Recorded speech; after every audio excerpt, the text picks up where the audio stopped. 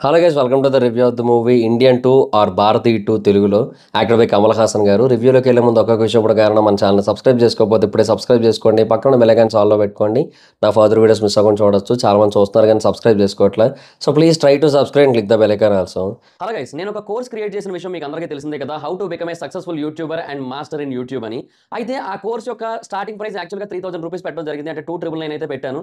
అయితే దాని గురించి చాలా మంది నాకు ఇన్స్టాగ్రామ్ పర్సనల్గా మెసేజ్ చేయడం జరిగింది, బ్రో అంత ప్రైస్ అంటే మేము పెట్టలేకపోతున్నాము, కొంచెం ఎక్కువైంది, సో కొంచెం తగ్గించండి, మాకు కొంచెం డిస్కౌంట్ ఇవ్వండి అని అడగడం జరిగింది. సో వాళ్ళందరినీ కూడా దృష్టిలో పెట్టుకుని ఈ కోర్స్ యొక్క ప్రైస్ అయితే తగ్గించడం జరిగింది. సో ఇప్పుడే దానికి ఒక కోడ్ అయితే క్రియేట్ చేశాను. ఆ కోడ్ పేరు FAN50. మీరు ఎంటర్ చేయాల్సిన పని లేదు, ఆటోమేటిక్గా ఎంటర్ అయిపోతుంది. నేను డిస్క్రిప్షన్లో అండ్ కామెంట్ సెక్షన్లో ఇచ్చిన ఈ లింక్ మీద కనుక మీరు క్లిక్ చేసి చూసినట్టయితే మీకు ఆ కోడ్ ఆటోమేటిక్ ఎంటర్ అయిపోయి కనిపిస్తుంది. సో మీరు ఎవరైనా కోర్స్ తీసుకోవాలనుకుంటే ఇప్పుడు ఆ కోర్స్ తీసుకోండి, 50% డిస్కౌంట్ వస్తుంది. ఈ ఆఫర్ కొద్ది రోజులు మాత్రమే ఉంటుంది, ఎందుకంటే ఈ కోడ్ కొద్ది రోజులు మాత్రమే పనిచేస్తుంది. సో ఎవరైతే తీసుకోవాలనుకుంటున్నారో ఇమీడియట్ గా తీసుకోండి ఆ కోర్స్ ని, లేదంటే ఆఫర్ అయితే మిస్ అవుతారు, మళ్ళీ 3000 రూపీస్ పెట్టి కొనుక్కోవాల్సి ఉంటుంది.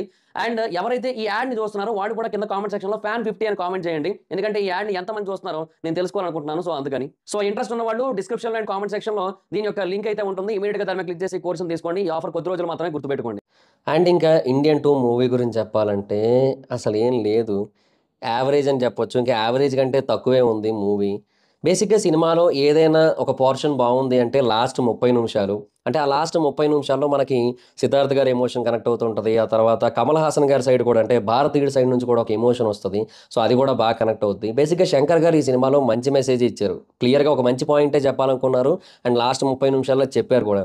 అదేంటంటే బేసిక్గా మనం అందరం కూడా అవినీతిని పారద్రోలాలి, నిర్మూలించాలి అనుకుంటాం. అండ్ లంచగొండులు ఉండకూడదు, లంచాలు ఇవ్వకూడదు, తీసుకోకూడదు, ఇట్లా అనుకుంటాం. కానీ అదంతా కూడా బయట వరకు మాత్రమే. వన్స్ అది మన ఇంట్లో జరిగితే, మన ఇంట్లో వాళ్ళు చేసినట్టయితే, దాని తాలూకు ఎఫెక్ట్ అంతా మన వరకు వచ్చినట్టయితే మాత్రం మనం దాన్ని యాక్సెప్ట్ చేయం. దాంట్లో తప్పేముంది, మన కోసమే కదా చేశారు, మీకోసమే కదా చేశారు అంటారు. అండ్ దాన్ని ఎవరు కూడా తీసుకోవడానికి రెడీగా ఉండరు. సో సొసైటీ గురించి మాత్రమే నీతులు చెప్తారు తప్ప పర్సనల్ లైఫ్ నుంచి మాత్రం ఎవరు కూడా వాటిని స్టార్ట్ చేయరు, ఆచరించడం. అండ్ వాళ్ళ వరకు వచ్చినా కూడా దాన్ని యాక్సెప్ట్ చేయరు అన్నట్టుగా ఒక మెసేజ్ అయితే ఉంటుంది. అది చాలా అంటే చాలా మంచి పాయింట్ యాక్చువల్గా. సో భారతీయుడు సినిమాలో ఏదైతే మెసేజ్ ఉండాలని మనం ఎక్స్పెక్ట్ చేస్తామో అదే కైండ్ ఆఫ్ మెసేజ్ అయితే ఉంది ఈ సినిమాలో. సో అంతవరకు ఓకే.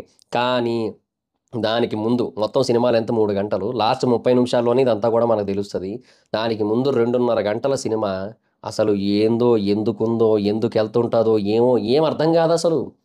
చాలా అంటే చాలా రెగ్యులర్ కమర్షియల్ టెంప్లెట్‌లో స్టార్ట్ అవుతుంటది. రెగ్యులర్ కమర్షియల్ టెంప్లెట్‌లో ముందుకెళ్తుంటది. అసలు కమల్ హాసన్ గారి ఇంట్రడక్షన్ సీన్ ఒకటుంటది. దానికి ముందు ఒక విలన్ ఇంట్రడక్షన్. అంటే బేసిక్‌గా కమల్ హాసన్ గారు మరి ఇంకా ఆ విలన్‌తోనే పని స్టార్ట్ చేయాలనుకుంటారు, అంటే సినిమాలో. So, okay. అయితే ఆ విలన్ ఇంట్రడక్షన్‌కి ఒక పాట, ఒక లావిష్ పాట. అసలది ఎందుకొచ్చిందో నాకు అర్థం కాలే ఇప్పటికి కూడా. ఇలాగా అన్నెసెసరీ కమర్షియల్ ఎలిమెంట్స్ చాలా ఉంటాయబ్బా! సినిమాలో చాలా డ్రాగ్ ఉంటది. స్క్రీన్ ప్లే చాలా అంటే చాలా దారుణంగా ఉందసలు. Regular screen play. అసలు ఏం ఉండదు. ఇలా ఎళ్తది. ఆ తర్వాత రైట్ తిరుగుతదని మనం అనుకుంటాం. రైటే తిరుగుతది. లెఫ్ట్ తిరుగుతది. ఆ తర్వాత అనుకుంటే లెఫ్టే తిరుగుతది. అలాగే ఉంటది. సినిమా ప్రయాణం అంతా అలాగే ఉంటది. మనం చెప్పేయొచ్చు అక్కడ అసలు ఏమవుతుంటదో నెక్స్ట్. ఆల్రెడీ 'భారతీయుడు' చూసాం.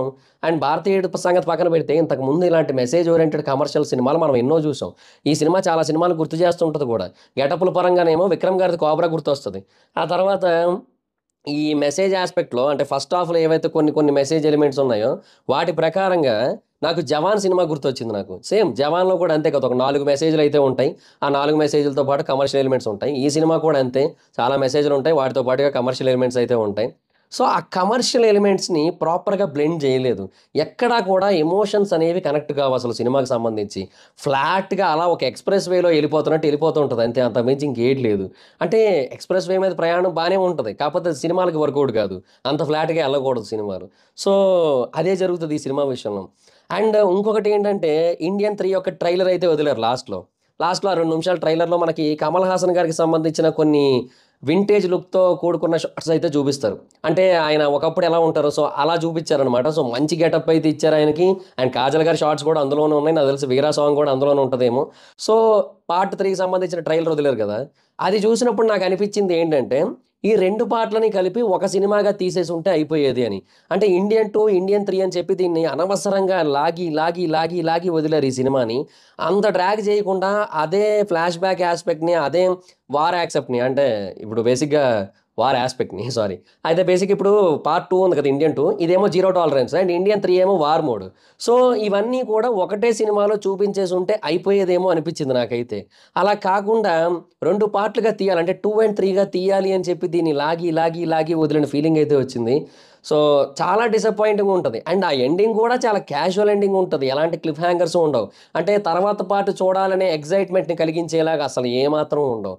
ఏవో 1-2 పాయింట్స్ అయితే బాగుంటాయి అండ్ ఎస్పెషల్లీ లాస్ట్ 30 నిమిషాలు ఓకే, అక్కడ యాక్షన్ సీన్ కానీ మిగతావన్నీ కూడా బాగానే ఉంటాయి.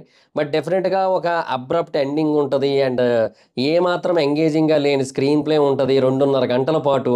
అసలు ఏదో నడుస్తూ ఉంటుందంటే నడుస్తూ ఉంటుంది అంతే, సినిమా అంతే ఉంటుంది. సో ఎక్కడా కూడా వావ్ అనిపించదు, ఎక్కడ కూడా చాలా బాగుందని ఫీల్ కలగదు ఆ లాస్ట్లో తప్పిస్తే. సో ఏముంది, ఇంకా భారతీయుడు వస్తాడు తప్పు చేసినోడు చంపుతాడు, భారతీయుడు వస్తాడు తప్పు చేసినోడు చంపుతాడు, ఇది క్లియర్గా అర్థమైపోతుంటుంది తర్వాత ఏం జరుగుతూ ఉంటుందో. సో అదనమాట పాయింట్. సో చాలా రెగ్యులర్ ప్యాటర్న్ మూవీ ఇది. సో అదనమాట వచ్చిన ప్రాబ్లం అంతా కూడా. సో ఇంకా అందువల్ల అసలు ఏం లేదు మూవీలో, చాలా అంటే చాలా రెగ్యులర్ అండ్ యావరేజ్ మూవీ అని చెప్పొచ్చు.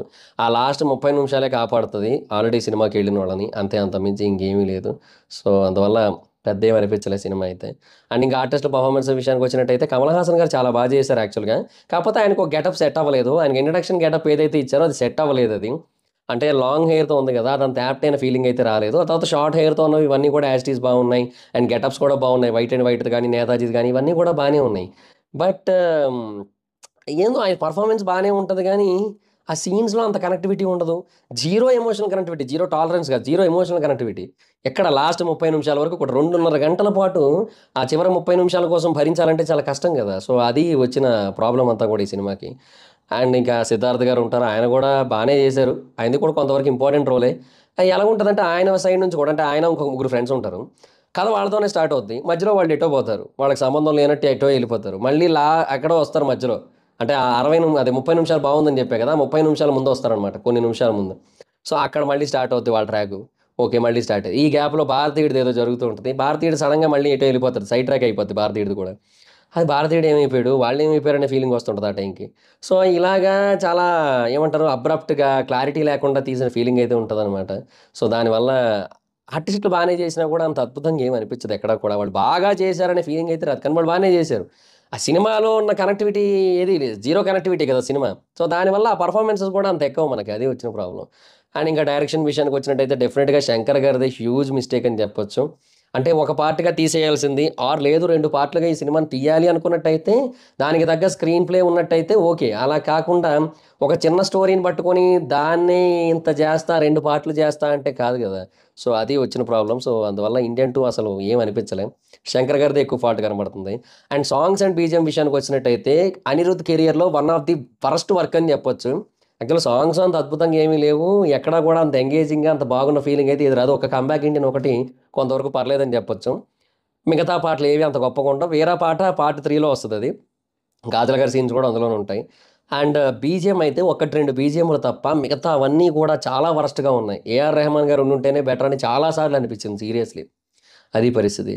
అండ్ ఇండియన్లో మంచి కనెక్టివిటీ ఉంటుంది భారతీయుల్లో, ఇందులో ఆ కనెక్టివిటీ లేదు. సో అది వచ్చిన ప్రాబ్లం. ఎవరెవరో విలన్స్ ఉంటారు, ఎవరెవరో ఏదో చేస్తుంటారు. ఆ మర్మకళని ఇంకొంచెం ఎక్స్టెండ్ చేశారు, ఇంకొంచెం ఎక్స్ట్రీమ్స్లో ఉండడం కోసం. అంటే ఏవేవో చేస్తుంటారు అనమాట మర్మకళతో, అంటే అట్లా కొడితే అది ఏదో చేశారు మొత్తానికి, అది పరిస్థితి అనమాట. సో అంత గొప్పగా అయితే ఏమనిపించలే. సో చాలా అంటే చాలా యావరేజ్ మూవీ అని చెప్పొచ్చు, రెగ్యులర్ కమర్షియల్ ప్యాటర్న్లో వెళ్ళింది. ఆ మెసేజ్ ఒక్కటి కొంతవరకు ఓకే అండ్ ఆ లాస్ట్ 30 నిమిషాలు ఓకే అని చెప్పొచ్చు తప్ప ఇంకేమీ లేదు.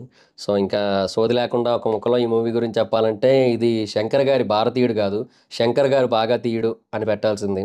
సో అలాగే ఉంది మరి సినిమా అయితే. సో ఈ మూవీకి జనరల్ మూవీ రేటింగ్స్ ప్రకారంగా నేను ఇచ్చే రేటింగ్ అయితే I will give 2.4/5. So that's guys, this the review. Video కానీ మీకు నచ్చినట్టయితే లైక్ చేయండి, వీడియో షేర్ చేయండి. ఇప్పుడు కానీ మన ఛానల్ సబ్స్క్రైబ్ చేసుకోకపోతే ఇప్పుడే సబ్స్క్రైబ్ చేసుకోండి, పక్కన బెల్ ఐకాన్ ఆల్లో పెట్టుకోండి, నా ఫర్దర్ వీడియోస్ మిస్ అవ్వకుండా చూడొచ్చు. చాలా మంది చూస్తున్నారు కానీ సబ్స్క్రైబ్ చేసుకోవట్లేదు. So please try to subscribe, like the bell icon also. నా ఇన్స్టాగ్రామ్ ఐడి జబర్దస్త్ మైదర్, మాకు కూడా వచ్చి ఫాలో అవ్వచ్చు. Thank you so much guys, bye. Video next video, bye.